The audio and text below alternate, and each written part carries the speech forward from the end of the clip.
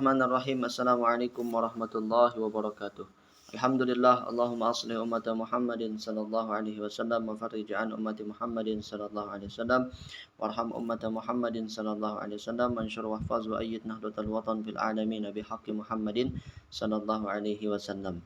Faslun fi arkanil khutbatain. Pasal penjelasan rukun dua khutbah.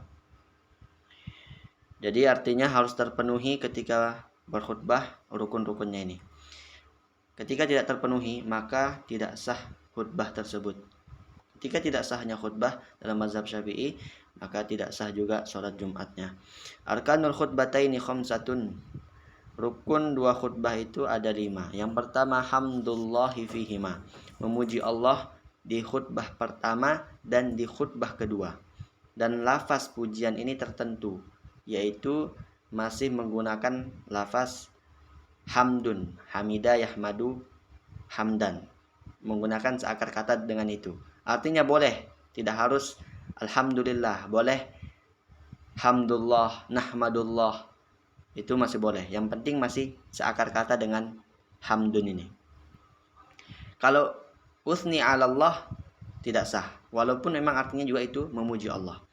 Jadi lapasnya tertentu. Wassalatu ala nabi sallallahu alaihi wasallam fihima.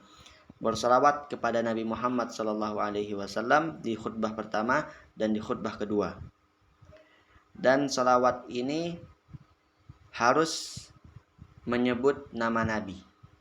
Dan nama Nabi ini tidak sebatas nama Nabi. Artinya boleh menggunakan nama Nabi yang lain. Tidak harus dengan kata-kata Muhammad. Boleh menggunakan laqab Nabi yang lain atau namanya gelar yang lain. Yang tidak boleh adalah menggunakan isim domir. Misalkan Allahumma sholli alaihi wa ala alihi. Mentang-mentang tadi sudah membaca syahadat misalkan. Walaupun sudah membaca syahadat, syahadat itu bukan termasuk sholawat kepada Nabi. Kemudian setelah syahadat dia bersolawatnya menggunakan domir. Itu juga tidak sah. Tidak sah menggunakan domir intinya. Wal wasiyatu bittaqwa fihima. Rukun yang ketiga adalah berwasiat takwa di saat khutbah pertama dan di khutbah kedua. Dan wasiat takwa ini tidak sebatas ittaqullah saja. Intinya mengajak orang untuk berbuat baik, bertakwa. Boleh juga menggunakan ati Allah wa rasulah seperti itu. Wa qira'atu ayatin minal Qur'ani fi ihdahuma. Rukun keempat adalah membaca minimal satu ayat Al-Quran di salah satu dua khutbah. Boleh di khutbah pertama, boleh di khutbah kedua, atau boleh di kedua-duanya. Minimal satu ayat. Kalau sepotong ayat walaupun panjang tidak sah. Wad du'a'u lil mu'minina wal mu'minati fil akhirati. Berdoa kepada mukmin dan mukminat di khutbah kedua. Dan lapas doa ini tidak tertentu, artinya tidak harus Allahumma ghfir lil mu'minina wal mu'minat. Boleh menggunakan juga Rabbana atina fid dunya hasanah, itu cukup bisa. Faslun fi syurutil khutbatain. Pasal penjelasan syarat dua khutbah. Dan tadi rukun khutbah, sekarang syarat dua khutbah ketika seorang khatib ingin berkhutbah. Syurutul khutbatain asyaratun, ada 10 syarat dua khutbah. Yang pertama, at-taharatu anil hadatsaini al-asghari wal akbari. Suci dari dua hadas, hadas kecil dan hadas besar. Jadi khutbah ini sebagian pendapat mengatakan bahwa pengganti dari 2 rakaat. Kan zuhur 4 rakaat. 2 rakaatnya yaitu 2 khutbah dan 2 rakaatnya lagi sholat Jumatnya. Ini sebagian pendapat. Tapi ada lagi sebagian yang mengatakan tidak seperti itu. Artinya 2 khutbah ini bukan pengganti dari sholat.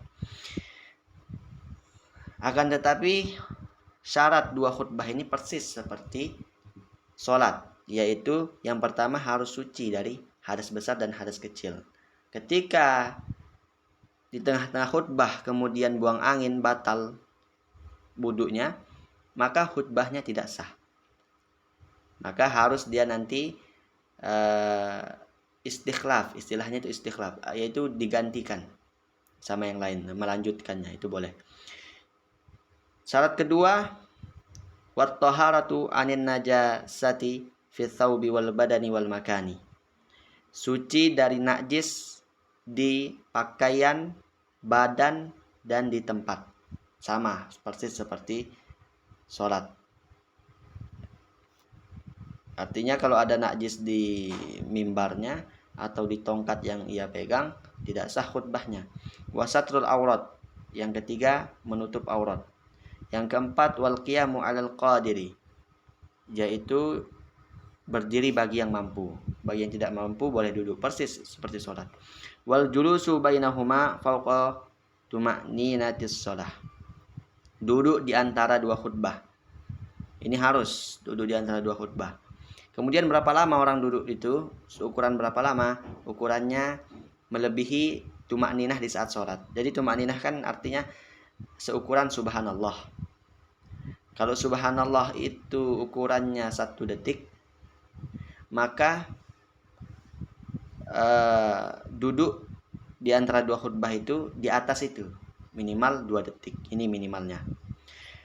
Yang kelima, wal muwalatu bainahuma, berkesinambungan di antara dua khutbah. Jadi tidak boleh khutbah pertama kemudian dia duduk lama, mungkin dibagikan snack dulu karena diumumkan kita akan khutbah lama ini untuk merefreshing kembali, kita makan dulu misalkan, maka tidak sah. Harus berkesinambungan, tidak ada jedanya. Di jeda tidak lebih dari tempo sholat 2 rakaat. Wal muwalatu bainahuma wa bainas shalah, berkesinambungan di antara dua khutbah dan di antara sholat. Jadi ketika selesai dua khutbahnya langsung sholat, tidak boleh terlalu lama.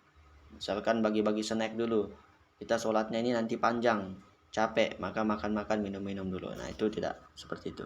Ya seperti intinya seperti yang kita lakukan kebiasaan itu sudah benar. Yang syarat keberapa ini? Selanjutnya, wa antakuna bil arabiyah, harus menggunakan khutbahnya itu harus menggunakan bahasa Arab.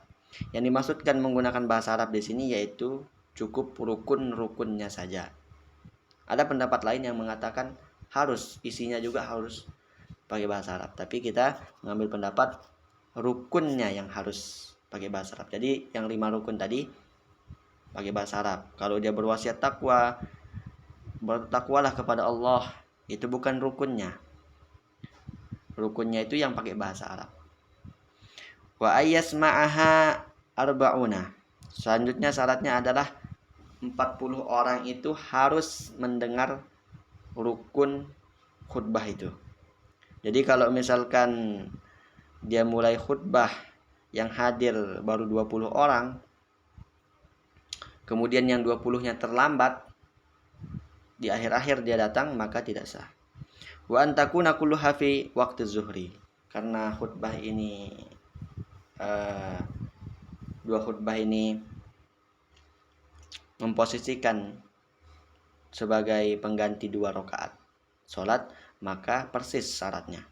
Yang terakhir adalah syaratnya semuanya khutbah itu dilakukan di waktu zuhur, harus sudah masuk dulu waktu zuhur dan tidak melewati waktu zuhur. Nah ini penjelasan tentang syarat khutbah. Kemudian kita lanjutkan nanti ke pembahasan tentang mayit. Sampai dulu. Khairul kalam, wallahul muwaffiq wal hadi ila sabilir rasyad. Assalamualaikum warahmatullahi wabarakatuh.